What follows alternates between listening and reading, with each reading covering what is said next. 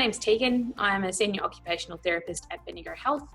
I support a team of 6 occupational therapists working on the acute wards at Bendigo Health, which means the hospital wards. So when you first come into hospital, you may be on a medical ward or a surgical ward or orthopedics, children's, women's, even intensive care unit. The occupational therapists that I work with, we all have varying levels of experience, from a new graduate ranging up to over 15 years of experience. Kind of duties and responsibilities that I have. So I hold a clinical load, which means completing assessment and intervention of patients, predominantly looking at safety for home and what we need to do to get people home safely. Looking at cognition, so their ability, their thought processes, their memory, their reasoning, problem solving, all those things that you need to safely complete your day-to-day activities. Pressure care, so looking at making sure that when people are in hospital, we're reducing the risk of them developing any pressure areas or bed sores from spending too long periods in time in bed or sitting. So we're using equipment or strategies to get people moving and keep them safe.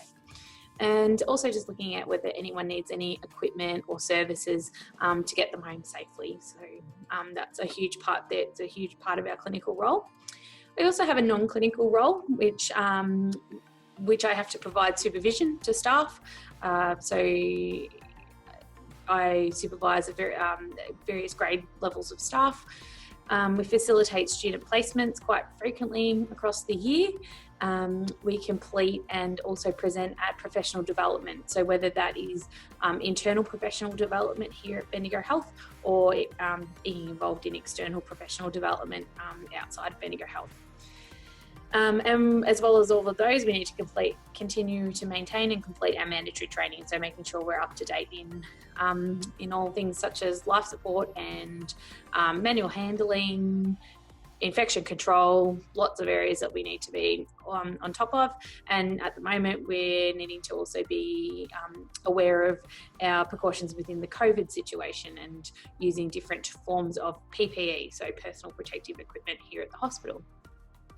There's a third tier to my role, being the senior occupational therapist. So I also have the management of the OT service on the acute wards. So making sure we are providing excellent care to every person every time.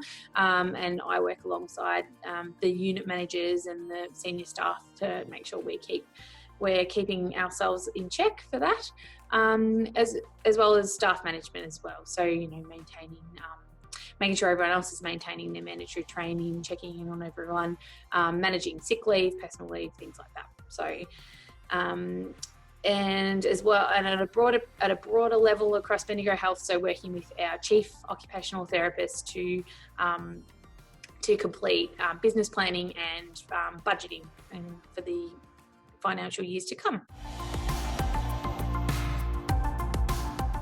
As I mentioned before, we do participate in professional education. It is a requirement that we participate in this, and it's mandated by our regulatory boards.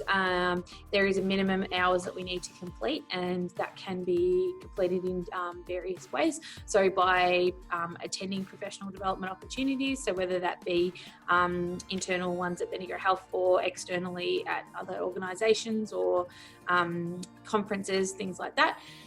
As well as supervision, so participating in supervision, so having your own supervision, as well as for me providing supervision to others. That all contributes to my professional development hours. And then there's your self-learning, so making sure you're staying on track, on top of literature and keeping up to date with what we call evidence-based practice.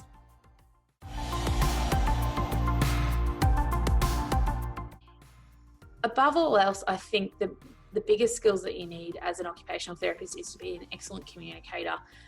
That's not just verbal communication, but non-verbally. We communicate with lots of different people. So you communicate by person, over the phone, and also many people that have hearing impairments or visual impairments, cognitive impairments. And I think it's I think being a great communicator is one of the best skills you can have. You also need to be a good listener. We need to, when we're communicating with people, we need to be eliciting information from them and listening to them and interpreting that information. Building relationships or trust with people easily is another great skill. We, especially here on Acute, we don't get to spend a lot of time with our patients, usually quite a brief interaction. So you need to be able to, from the first point of call is develop that rapport with them and have their trust and quite often, you know, we're asking people really sensitive information. So they need to trust that we're going to do the right thing with that information.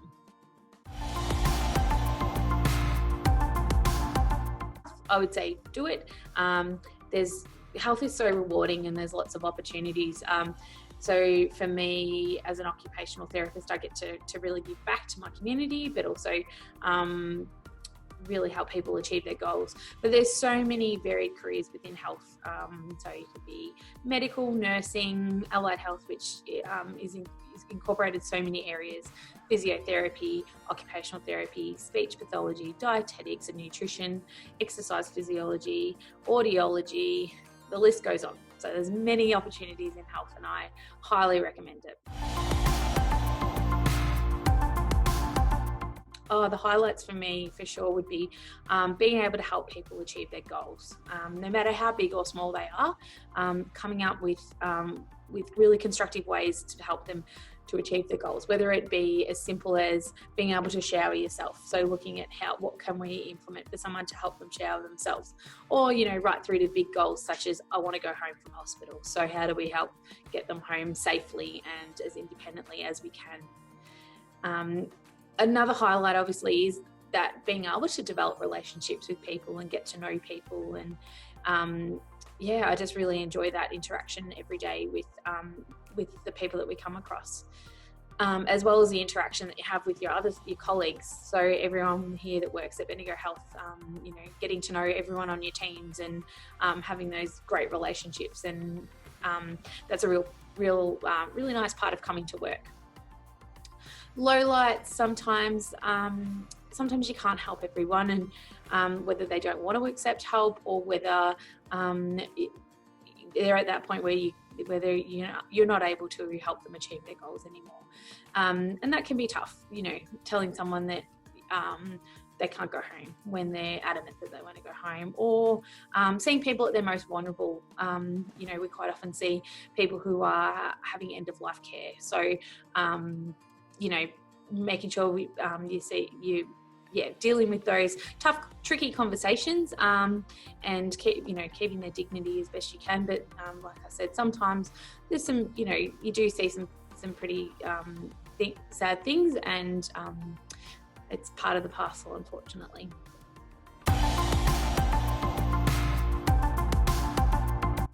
So I studied at Charles Sturt University in Albury.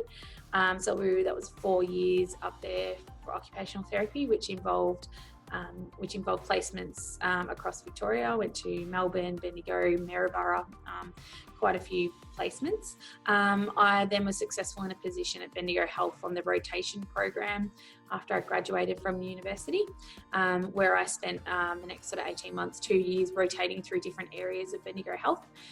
It was then that I really developed a passion for inpatient neuro rehab, and I was fortunate enough that the time was right that I could step up into a more senior position. I then spent the next 7 years on inpatient neuro rehab, which I love and is a passion of mine. I went off to have a baby, and I've since come back and been able to work in a couple of different areas. So I did a period of time working in paediatrics, so with children, on their outpatient rehabilitation. And again, that was prominently neurological based conditions. So things like cerebral palsy, brain injuries, strokes, those sort of conditions. And now I'm working on the acute wards, which has given me a lovely new challenge.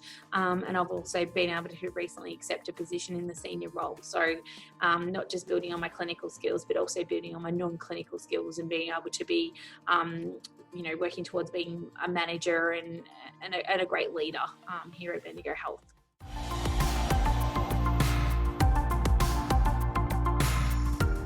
quite often referred to as the occupational health and safety officers. Oh, you're the OH&S people, or the physiotherapist, or oh, you're the people that put the rails in or gave me that piece of equipment.